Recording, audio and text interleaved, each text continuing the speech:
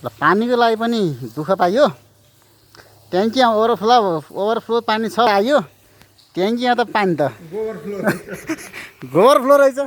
अब पानी त कहाँ गयो तल थोरै। अनि त्यसमाथि यहाँबाटै सरहरूले पानी निकाल्दै हुनुहुन्छ।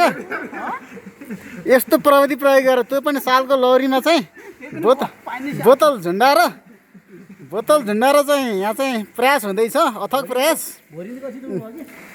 ओ सालको टुप्पोमा यो ढाङ्गा टुप्पोमा चाहिँ बोतल बान्नु भएको छ, त्यहाँबाट पानी थाप्न लाउनु भएको छ साथीहरूले।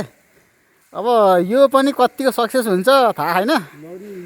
अब यहाँ हेरौँ जेनतेन पानीको लागि पनि एउटा अर्को फेरि आइडिया प्रयोग गर्ने कि पुगेन भने चाहिँ नपुगे निहुर्नै पर्ने। अब निहुरेर निकालेको बल्ल बल्ल मेरो छाती पनि दुखेको थियो। अब फेरि पनि साथीहरूले मेरो छाती दुखाउने मेसो हेरी यो बिटले चाहिँ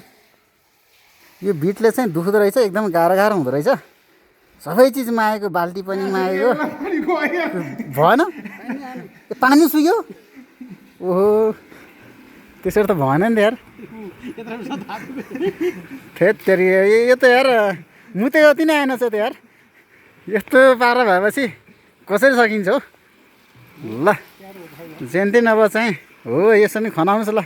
यसरी खनाउँदै केही नभए नि अहिले चाहिँ 1:30 भएको चाहिँ कति भएको छ। अब चाहिँ 3 त बज्छ होला पानी थाल्छ घरसम्म। ल यस्तै छ। अब हातले गर्नुपर्ने बाल्टी र हात। फेरि यो अर्को प्रविधि 2 नम्बरको प्रविधि 1 नम्बरको खास फर्स्ट प्रविधि चाहिँ यस्तो छ है।